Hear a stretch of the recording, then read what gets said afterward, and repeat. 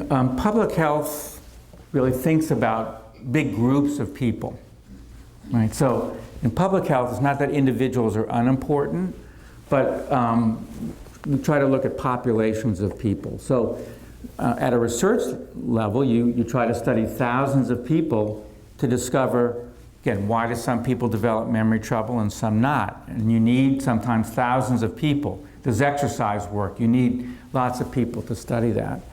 But it also starts to direct you toward treatments that can help lots of people. So, there are lots of great successes in this country. One of them is the fact that there are about 75% fewer heart attacks and strokes now than there were in 1975. Isn't that amazing? I mean, there's still, unfortunately, a lot of people die from heart attack and stroke, but they're 75% fewer. Now, how has that happened?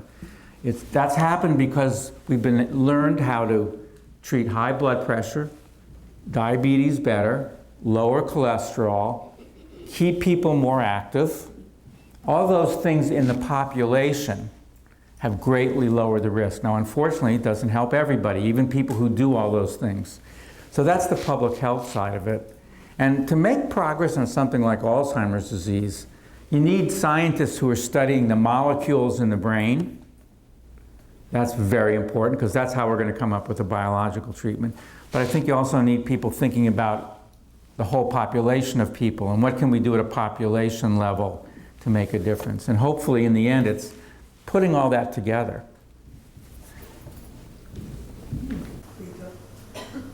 You kind of answered my question. My question was, are they studying around the world, and are there any people who do not have as prevalent an area as we have here in the United States? So pretty much Alzheimer's disease occurs at about the same rate everywhere in the world. If you look at everybody over 65, it seems to affect between 9 and 13% of people. Now that's some variation. And so some people say, oh, it's 9 here and 13 here. What's the difference? And that may be important, but usually it's more a method problem. So it does seem to occur in every culture, everywhere in the world, even though there are tremendous variations in environment and what people eat. So that suggests, and it goes along with the idea that there's a strong genetic component. But we're also all exposed to the same kind of environment. And we don't understand what I mentioned at the beginning, why the older you get, the greater the risk of getting it. So there are a few groups where there seems to be less Alzheimer's disease. The Crow Indians in Canada and in Nigeria. But in those groups, very few people live to 65 or 70. And it's only the super healthy. So I think that's the explanation. So by and large, it seems we're all at this pretty high risk. Okay, over here. Can you comment on something called chemo brain? Yes, what is chemo brain? And one other follow-up after that. Could you discuss something called white spaces in the brain? Okay. Yeah, so these are two different things. So chemo brain refers to the fact that a lot of people who undergo chemotherapy for cancer describe having trouble thinking. And just in the last few years, this has gotten a lot of attention, and it's really just starting to be studied. So getting back to this public health question, it's really at early times. We have not studied the thousands of people who have gotten chemotherapy. So that is tricky because people who feel like they can't think straight have gotten a lot of attention. But that doesn't mean it doesn't exist either. I think what is clear are several things. First, people who have gotten radiation to their brain to treat cancer, widespread radiation to the brain, often develop thinking problems, and they're really trying not to do that anymore. They used to do that. Now they're trying at least to give as focused radiation treatment as possible. I think chemo brain is complicated because many people who have cancer are quite ill. And so they have a lot of medical problems and they're on a lot of medications. So how much of the thinking trouble that many people have on chemotherapy is due to the drugs that they're taking? How much of it is due to the fact that they're physically ill? And you know, when we're sick, we don't feel good and we don't think as clearly. I think hasn't quite been worked out yet. There are a few drugs that clearly make people confused, what we call delirious, which is something different.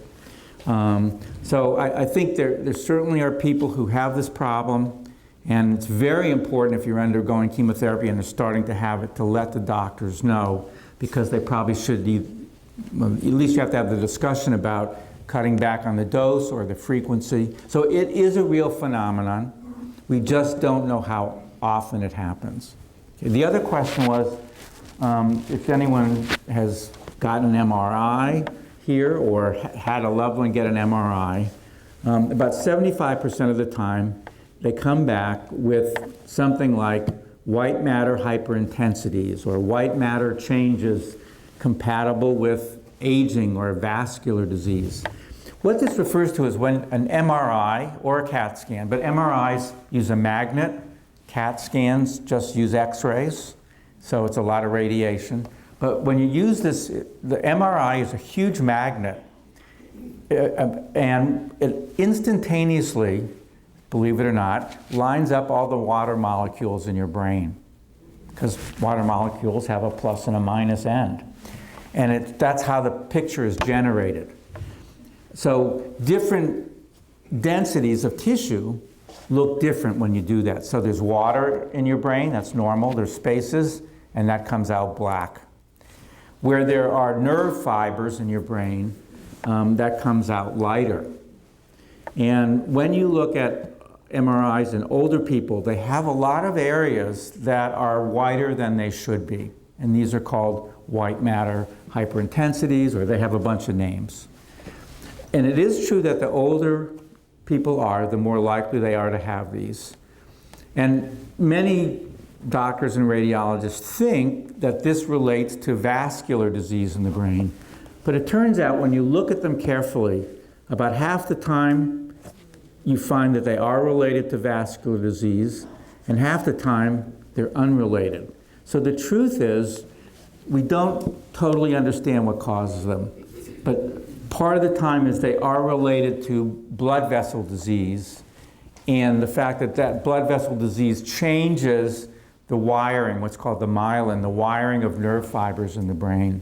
So it probably indicates that something's not working right, but it's probably a very general abnormality. And it's, in my experience, often overemphasized. Lots of very normal people have a lot of those changes in their brain. But when you get fooled, when you look at one person and you know that they have a memory problem and they have a lot of these in their brain, people leap to the fact, oh, they must be related. So that's probably a mistake. Okay? I just want to tell you something. Not too long ago, I read in one of my magazines that they are doing a procedure where they remove the plaque off the brain. It's just beginning. Right. And it does work well. Well, the first part's right. I don't know about the second. Okay, so there have been, right now, there are close to 90 different drugs that people have developed to try to treat Alzheimer's disease. The vast majority of them are now targeting that abnormal amyloid protein. So what's been in the paper a lot is several very large, very expensive studies in which either antibodies that try to remove it from the brain or other kinds of chemicals that sort of do the same thing, try to get this amyloid out of the brain, are going to be studied in several large groups of people, some of whom have very rare genetic forms of Alzheimer's disease. And we'll have to see what happens. But so far, and there have been now 4 of these drugs have been tried, and they have not helped. So the discouraging part, but when some of those people have come to autopsy because they have Alzheimer's disease, it does appear that the drug is removing the amyloid from the brain. So it depends on what do you mean by working. So it looks like you might be able to remove amyloid from the brain but the patients aren't getting any better. Now, what people are starting to think is, and we're learning this now with the new brain scans that can measure amyloid in the brain, we now know that Alzheimer's disease and probably all the dementias are starting in the brain 10 to 15 years before the very first symptom. All right? So it's a very slow process, the building up of these abnormalities. And so what some people think is we really need to be treating it way early. If you took the bad protein out 10 years ago, maybe people wouldn't get sick or they would have gotten it delayed. And so that's what some of these very large studies are going to try to look at. But so far, even studying people with very mild symptoms, unfortunately, it hasn't made the patients better.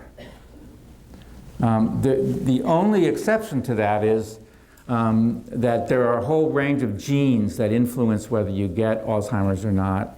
And it actually appears, at least for some of these, for one of the drugs, the people who don't have the genes, maybe they're the ones who did get a little bit better in the study. So we'll have to see. Yes, thank you very much, doctor, for being here. And I read somewhere where large doses of omega-3 seem to help. Is there anything to that? And what part does concussion play? Okay. Well, so this is sort of a public health question. Again, how do we start to get leads, ideas about what we might do to prevent Alzheimer's disease? So, as I said, one way to do it is to find a large group of people who develop it and compare them to a large group of people who are very similar but don't get it. That's called epidemiologic studies. And when you do that, when you compare similarly aged people, same sex, men and women, you match them, and ask some of these questions. What's the difference? You find several things. Number one, women seem to be slightly higher risk than men. But number two, the biggest risk factor for Alzheimer's disease is getting older. That's the biggest, unfortunately. Okay. But there are other risk factors. They're small. So being a woman seems to increase your risk over being a man. Okay. Being better educated seems to be protective. Exercising, people who don't have Alzheimer's, they seem to have exercised more and been somewhat more socially active in the last 10 years. If you have diabetes, high blood pressure, high cholesterol, or are overweight, those are all risk factors for getting Alzheimer's disease. And head injury. I think it's pretty clear that even a single head injury early in life, and that's usually defined, but it's not always easy to know, but defined as having had a concussion, at least a brief loss of consciousness, even for a few seconds, seems to increase your risk. All right? Now, these are what we call associations. We don't know that that's cause and effect for any of these things. So when you look at things like diet, again, it is true that people who don't have Alzheimer's disease tend to have eaten more things with omega-3 fatty acids, which are things like fish, salmon, and mackerel, and there are a few other things. And there was a recent study that's pretty convincing in Spain where they actually put a large number of people on what they call the Mediterranean diet. So it wasn't only eating fish, but it was using olive oil and trying to diminish how much meat they ate. But it was encouraging them to eat fish. And over a few years, actually, the people on the diet had a lower risk of developing memory trouble. So again, that's prevention. The studies, if someone already has Alzheimer's disease, there have been a few studies, and they basically don't seem to show that taking a pill with a lot of omega-3 fatty acid somehow affects the disease. That doesn't happen. But from a prevention point of view, there's at least some evidence that it might lower your risk.